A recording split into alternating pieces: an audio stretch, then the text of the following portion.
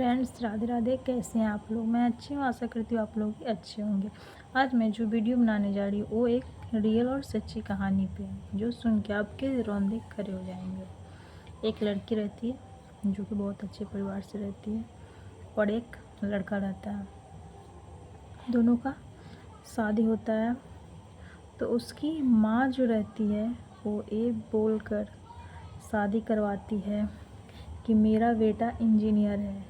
ऐसे बोलकर वो शादी करवाती है, लेकिन उसका बेटा इंजीनियर नहीं था, वो सिर्फ बीकॉम किए हुए था।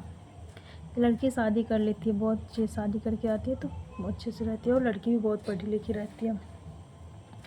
और लड़की बोलती है ऐसे ही पार्टी वार्टी करके, और ऐसे ही वो बोलती है कि तुमको मैं कभी भी कुछ बोलती हूँ लाने के लिए, लेकिन तुम मेरे लिए एक सूट भी नहीं मंगा पाते कि तुम क्या कमाते हो। इसका हस्बैंड उसे बताने ही वाला था, लेकिन ये चीज़ वो बताया नहीं था।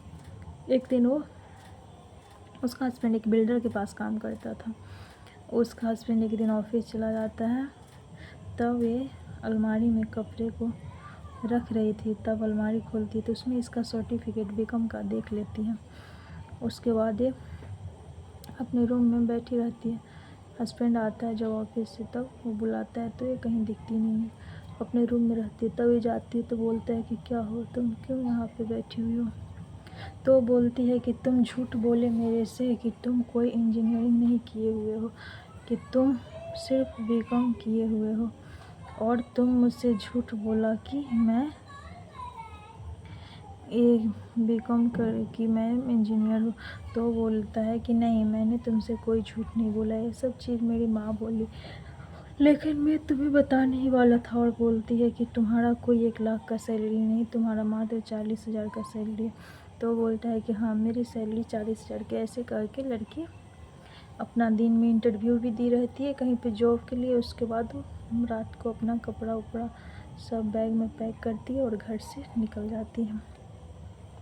और वहाँ पे जाती है तो बहुत सारे उसके दोस्त रहते लड़के, उससे बैठी रहती तो सब पूछते हैं क्या हुआ क्या हुआ, कि प्लीज़ तुम बताओ, कुछ बताओ। तो ऐसे बोलती है कि नहीं, कुछ नहीं कुछ नहीं, बहुत बात को टालती है। बाद में वो बताती है कि ऐसे ऐसे बात हुआ है।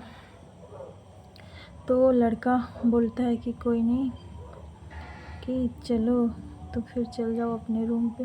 तो फिर वो अपने रूम पे चलाते। उसके हस्बैंड कहे 2-4 दिन के लिए बाहर जाता है, तो वो लड़की अपने रूम पे अपने दोस्त को एक को ज़बरदस्ती, वो लड़का नहीं आना चाहता है, तभी ये ज़बरदस्ती अपने रूम पे बुला लेता है और बोलती है कि तुम रहो यहीं पे रहो, मेरे बेडरूम को वॉशरूम में यूज कर लो, कोई नहीं, मेरा हस्बैंड नहीं। ऐसे ऐसे करके उसको रात में भी लड़की रख लेती है। कल होके ही इसका हस्बैंड आ जाता है और इसको नहीं पता रहता है कि मेरे हस्बैंड आज ही आने वाले हैं।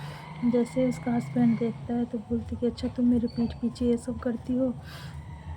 और उसके हस्बैंड उस लड़का को मार पीट कर भगा देता है अपने घर से।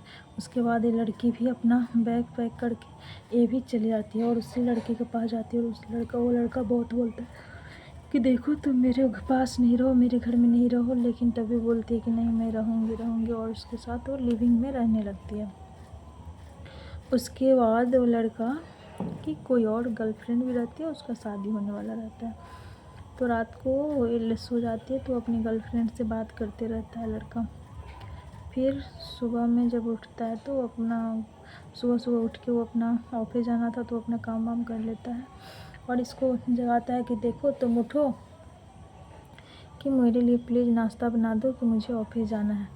तो ये लड़की उसकी गर्लफ्रेंड की मैसेज देखता है और बोलती है कि तुम मुझे चीट कर रहे हो, कि तुम किसी और लड़की से बात करते हो।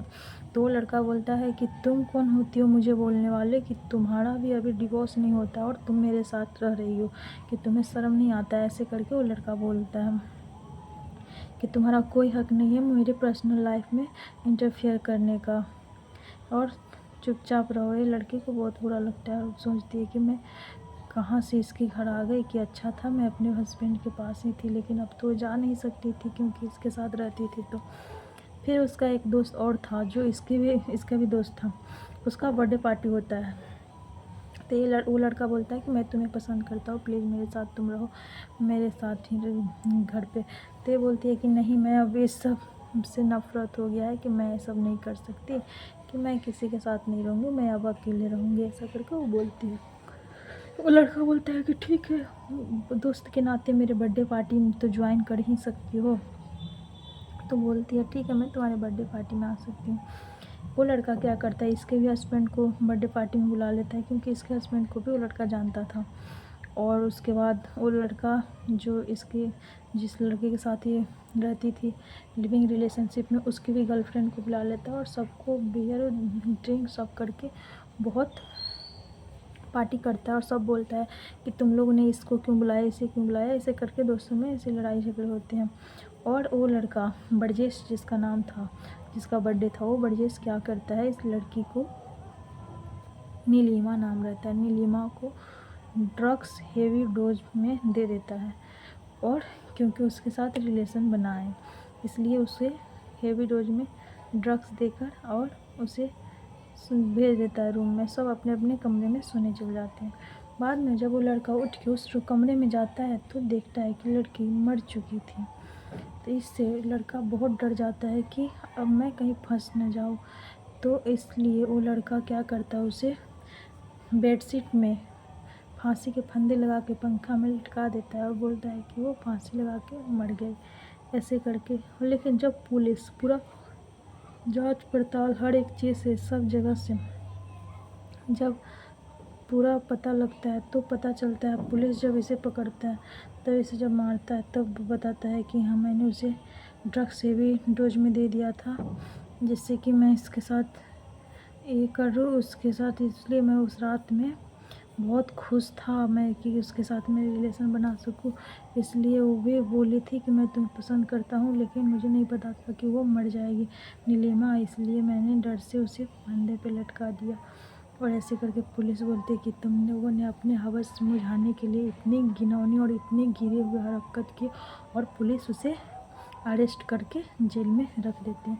तो इस तरह के आप लोग के कोई के हस्बैंड का पैसा कम हो तो इसका मतलब ये नहीं कि अपने पति को छोड़ के अगर ऐसे करते हैं और इतना आप डायरेक्ट किसी के थ्रू आप जाते हो, तो ऐसा नहीं कि कोई लड़का आज के डेट में विश्वास करने लायक नहीं होता, ना ही वो आप उसके घर जाके रहिए, अपने घर में रहिए, जैसा है धीरे धीरे सब ठीक हो जाता है। इतना बुलबुला के जाइएगा तो कोई आपका फ़ायदा ही उठाएगा। आज की दुनिया में किसी पे विश्वास करने लायक दुनिया नहीं रही है, तो इसलिए आप लोग भी सतर्क रहें, अलर्ट